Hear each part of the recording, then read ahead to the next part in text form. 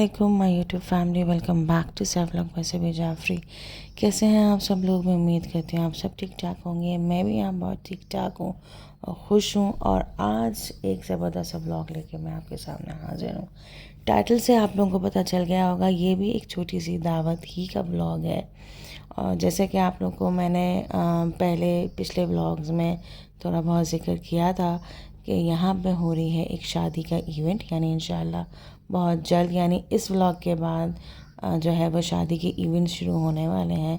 और मैं आप लोगों के साथ बहुत जल्द शादी के इवेंट्स शेयर करने वाली हूँ। तो उस शादी के सिलसिले में लोग भी आ रहे हैं ऑब्वियसली, चाहे वो अमेरिका से या कनाडा से या फ्रॉम कराची, तो लोग भी आ रहे हैं। तो आज जिसकी दावत हो रही है तो वो मेरी एक तरीके से ताई होती हैं, यानी मेरे फादर की भाभी। तो हम जो है उनके इस्तकबाल के लिए ये छोटी सी दावत का तैयारी कर रहे हैं। तो मैं बना रही हूँ यहाँ पे कौरमा, यानी चिकन कौरमा एंड मटर पुलाव। ऑब्वियसली मटन पुलाव की तो बहुत सिंपल रेसिपी होती है, कौरमे की भी रेसिपी आप लोगों को पता है, लेकिन मैंने कहा कि क्यों ना मैं भी शेयर कर दूँ कि मैं कौरमा किस तरीके से बनाती हूँ। तो उसके लिए सबसे पहले मैंने एक तरीके से अनियंस को फ्राई किया और अनियंस को फिर मैं निकाल देती हूँ।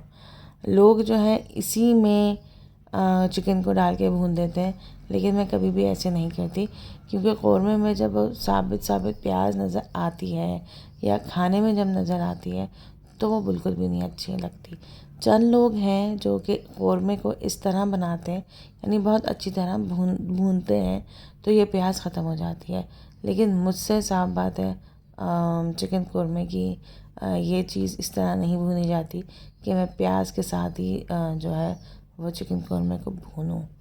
तो बहरहाल यहाँ पे फिर मैं इसको निकाल के, यानी जो मेरा है प्याज को मैंने निकाल के इसके अंदर डाला अदरक लहसुन का क्यूब, जो कि मैंने फ्रीज़ किए हुए थे। और इस दफ़ा यकीन करें, इससे इतनी आसानी हुई थी कि जब भी मैंने इसको दोबारा आइस क्यूब्स में फ्रीज़ किया कि जब हो तो आप एक क्यूब निकालें, और एक cube is enough for food, यानी एक अंडे के लिए एक क्यूब काफ़ी होता है। तो फिर मैंने अदरक लहसुन का पेस्ट डालने के बाद जब वो थोड़ा सा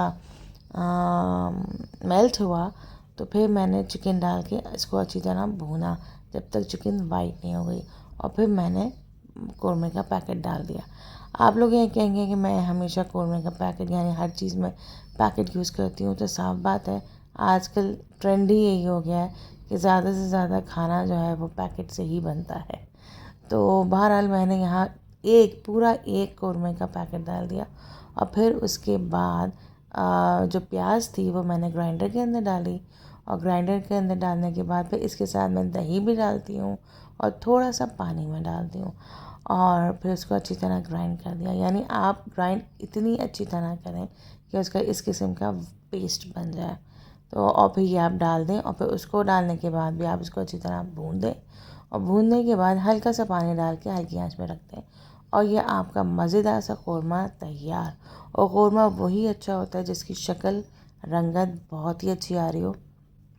अभी ये स्टेज था कि मुझे भूनना था और हल्की आंच में रखना था। अभी आपको शक्ल इतनी अच्छी नज़र नहीं आएगी, लेकिन लिटरली ये बहुत ही मज़े का जो है वो कौरमा बना था। तो बहरहाल, और आपको तो पता है कि मुझे खाना पकाने का बहुत ज़्यादा शौक़ है, और ख़ास तौर पे दावतें थ्रो करने का बहुत ज़्यादा शौक़ है। मुझे तो बहुत अच्छा लगता है, नो डाउट। तो मुझे बहुत अच्छा लग रहा था कि मेरे घर लोग आ रहे थे, और फिर साथ ही साथ ये बहुत सिंपल सी सैलेड मैं बना रही हूँ, जिसको एक तरीके से कचूमर भी कहा जाता है। इसके अंदर सिंपल मैंने खीरा, यानी कुकम्बर और टमाटर और धनिया और प्याज, दैट्स ऑल, और उसको मैंने नमक और काली मिर्च और साथ ही साथ खूब सारा विनेगर डाला था। नींबू भी थोड़ा सा इस्तेमाल किया था, जिसकी क्लिप बनाना मैं भूल गई थी, लेकिन नींबू के अलावा मैंने इसके अंदर विनेगर खूब सारा डाला था, और उससे यकीन करें इतनी खट्टी मीठी ये सैलड बन गई थी कि मज़ा ही आ गया था। तो ये था मेरा मेन्यू। साथ साथ मेरे मेन्यू के अंदर शामी कबाब भी थे, जो कि मैंने आगे नॉर्मल फ्राई किए थे, और साथ साथ फ़िश भी थी, जिसकी मैंने अभी आपको वीडियो नहीं बनाई क्योंकि मैं जब वो बना रही थी, क्योंकि मैं फ़र्स्ट टाइम बना रही थी, तो मैं बहुत ज़्यादा कंफ्यूज थी। और अब आ गए थे हमारे घर मेहमान, यानी जिनके लिए मैंने दावत रोकी थी, अपनी ताई के लिए और उनकी छोटी बहन के लिए। तो वो लोग एट लास्ट आ गए थे और थोड़ी सी घबराई हुई थी। तो मैंने उनको यही कहा कि इसमें ऐसी घबराने की कोई बात नहीं है, क्योंकि ये लाहौर है। Lahore as compare to Karachi काफ़ी ज़्यादा सेफ़ है। तो बहरहाल वो जब आए तो सबसे मिली, बहुत अच्छा लगा और ख़ास तौर पे अम्मी अब्बू को बहुत अच्छा लगा। ऑब्वियसली जब कोई घर वाला आता है तो बहुत अच्छा लगता है।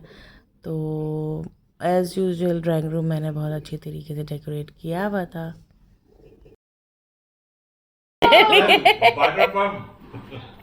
दमथल आयशा मंदिर। ओ दमथल दमथल, बेचारों के लिए कुछ अरे इसकी क्या ज़रूरत थी शबाना आंटी? इसकी क्या खजाना खुला, रुक नहीं, हमारा खजाना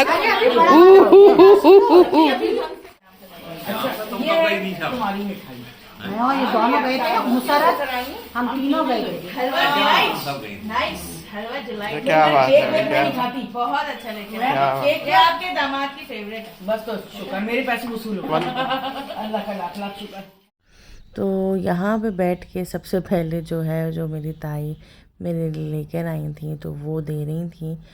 तो बहुत ही खूबसूरत जोड़ा लेकर आई थी मेरे लिए और मेरे हस्बैंड के लिए भी, और जो कि मुझे लिटरली बहुत ज़्यादा मज़ा आया। पूरा विंटर का स्टफ़ लेकर आई थी।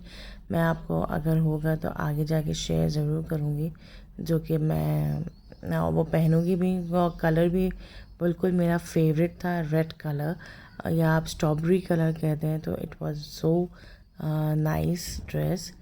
और फिर आई थी बच्चों की बारी। बच्चों के लिए जो उन्हीं की मनपसंद चीज़ ले आई थी, यानी कैश। आजकल के बच्चे जो हैं ज़्यादातर कैश में ही खुश होते हैं। तो हमारे बच्चे बहुत ज़्यादा खुश हो गए और ये कह मामा हमारे तो बहुत ज़्यादा पैसे हो गए हैं और अब आप हमें ये सारी चीज़ें दिलाएंगी। मैं कहा नो प्रॉब्लम, तुम्हारे पैसे हैं, जो तुम्हें चाहिए तुम आराम से ले सकते हो। तो बहरहाल फिर मैंने यहाँ पे फ़ौरन कबाब, शामी कबाब फ्राई करना स्टार्ट कर दिए थे, क्योंकि खाने को हो रही थी लेट। और साथ साथ आपने देखा होगा कि हमारे भाई साहब भी आ गए थे यहाँ पर, तो वो भी बहुत अच्छा लग रहा था। तो मैंने सोचा कि जल्दी जल्दी कबाब को मैं फ्राई करूँ और खाना लगा दूँ। और साथ ही साथ में मेरी मछली भी बेक हो गई थी, तो वो भी मैं आप लोगों को दिखाऊंगी कि शक्ल सही आई थी, मतलब नॉर्मल आई थी शक्ल, लेकिन टेस्ट में लिटरली बहुत मज़े की थी।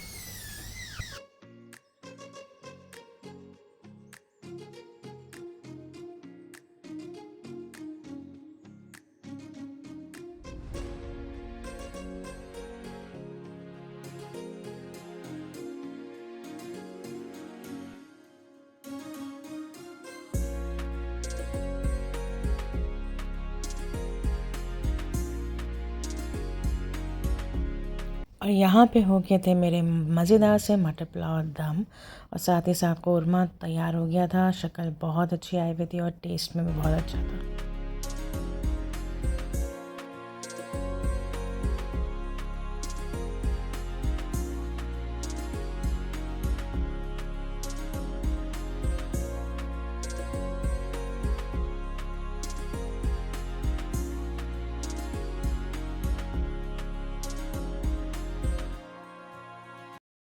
यहाँ पे मेरी टेबल सज गई थी, जिसमें था कौरमा, मछली, कबाब, सैलड एंड मटर पुलाव। मछली की शक्ल पे मच जाएगा, लेकिन टेस्ट वाइज बहुत अच्छी बनी थी। शक्ल में ऑब्वियसली थोड़ी सी 19-20 ख़राब हो गई थी, लेकिन टेस्ट वाइज बहुत ही। बेक फ़िश मैंने फ़र्स्ट टाइम की थी, क्योंकि यहाँ पे जितने भी लोग हैं वो ज़्यादा डीप फ्राई नहीं खाते, तो इसलिए मैंने फ़िश को बेक की थी। तो बहरहाल उसके बाद मैंने सबको बिठाया कि आप लोग आइए और खाना खाइए, और बहुत अच्छा लग रहा था। और मुझे तो बहुत अच्छा लग रहा है, और कोई छोटा घर नहीं है, मेरे लिए तो बहुत अच्छा घर है ये। बहुत माशाल्लाह। मेरी छोटी दाइमा माशाल्लाह से बहुत अच्छी हैं और वो बहुत ज़्यादा तारीफ़ें कर रही थी, साथ साथ उनकी बहन भी, क्योंकि ये दोनों मेरे घर फ़र्स्ट टाइम आई हैं। एक तरीके से मेरी साइड के लोगों में से ये पहली दफ़ा आई हैं मेरे घर। तो इनको बहुत अच्छा लग रहा था सब कुछ, मेरा घर, मेरा खाना ऑब्वियसली। तो और ये सुनकर बहुत ज़्यादा खुशी हुई, क्योंकि आजकल जो है बस दुआएं चाहिए होती हैं और साथ साथ दुआएं भी देनी थी। तो ये काफ़ी अच्छा लगता है जब कोई भी बड़ा आपको दुआएं देता है, क्योंकि आजकल मैं ये समझती हूँ कि सबसे कीमती तोहफ़ा और कीमती चीज़ जो होती हैं वो दुआएं होती हैं। तो बहरहाल तो ये सब खाना खा रहे थे और अम्मी अब्बू को भी काफ़ी मज़ा आ रहा था। और फिर मैंने किया मीठा सर्व आखिर में, जिसमें मैंने बनाया था शीर कोरमा। तो आई होप बहुत अच्छा लगा होगा मेरा ये वाला vlog. So please do subscribe my channel, hit the bell icon and like and share it. और इंशाल्लाह आगे आने वाले व्लॉग जो हैं वो फुल ऑफ इन्जॉयमेंट वाले होने वाले हैं, क्योंकि आने वाला है वेडिंग सीज़न। सारा वेडिंग सीज़न के व्लॉग्स आएंगे। और प्लीज़ सब्सक्राइब कर दें वो लोग जिन्होंने मुझे अभी तक सब्सक्राइब नहीं किया है और मेरे व्लॉग्स बहुत मज़े से देखते हैं लेकिन सब्सक्राइब नहीं करते हैं। इंशाल्लाह नेक्स्ट व्लॉग में मिलती हूँ। टिल देन अल्लाह हाफ़िज़।